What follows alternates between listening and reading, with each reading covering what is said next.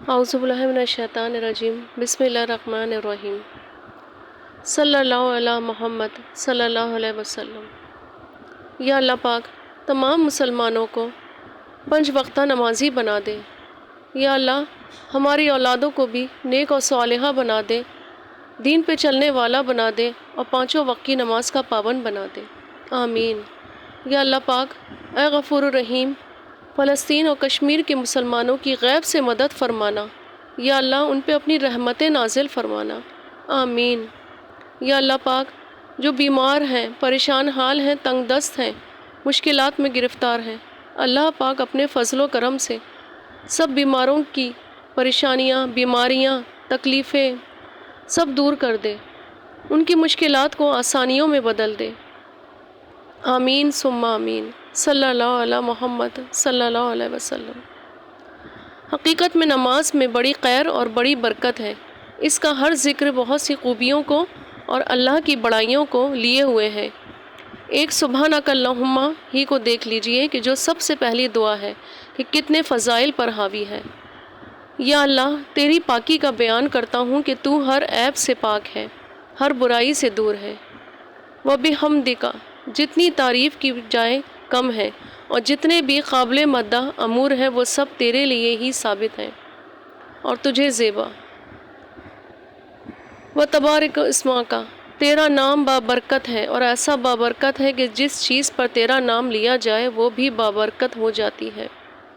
تیری شان بہت بلند ہے، تیری عظمت سب سے بالا تر ہے، تیرے علاوہ کوئی معبود نہیں، نہ کوئی ذات پرستش کے لائق کبھی ہوئی ہے نہ ہے۔ اسی طرح رکوع میں سبحان رب العظیم، میرا عظمت اور بڑائی والا رب ہر عیب سے بالکل پاک ہے۔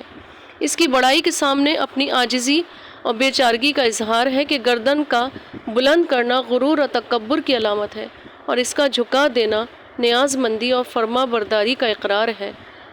تو رکوع میں گویا اس کا اقرار ہے کہ تیرے احکام کے سامنے اپنے آپ کو جھکاتا ہوں اور تیری اطاعت اور بندگی کو اپنے سر پر رکھتا ہوں۔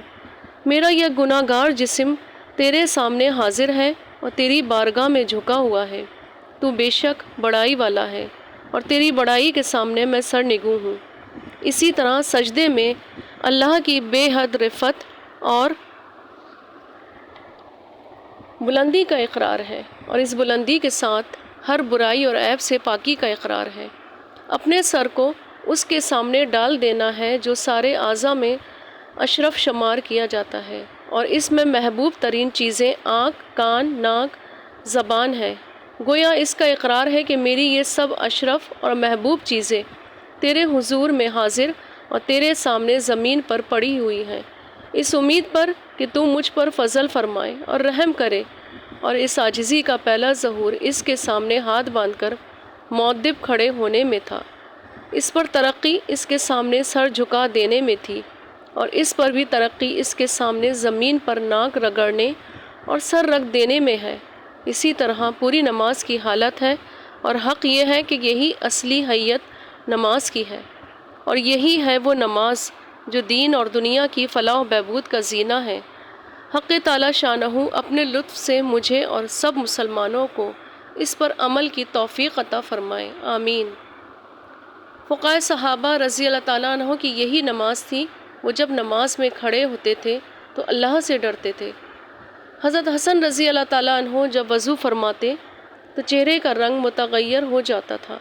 کسی نے پوچھا یہ کیا بات ہے؟ تو ارشاد فرمایا کہ ایک بڑے جبار بادشاہ کے حضور میں کھڑے ہونے کا وقت آ گیا ہے۔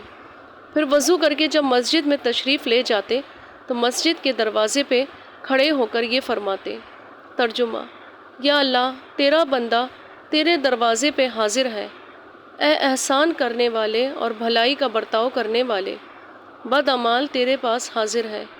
تو نے ہم لوگوں کو یہ حکم فرمایا ہے کہ اچھے لوگوں بروں سے درگزر کریں، تو اچھائی والا ہے اور میں بدکار ہوں۔ اے کریم میری برائیوں سے ان خوبیوں کی بدولت جن کا تو مالک ہے درگزر فرما۔ اس کے بعد وہ مسجد میں داخل ہوتے۔ اللہ پاک ہم سب کو بھی 5 وقت کی نماز کا پابند بنا دے، آمین ثم آمین۔ درود نبی کریم صلی اللہ علیہ وآلہ وسلم۔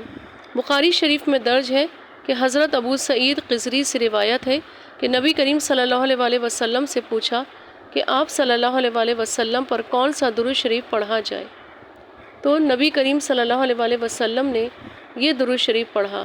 یہ درود شریف بھی ایک طرح کا درود ابراہیمی ہے جسے حضور نبی کریم صلی اللہ علیہ وآلہ وسلم نے پڑھنے کا حکم دیا ہے۔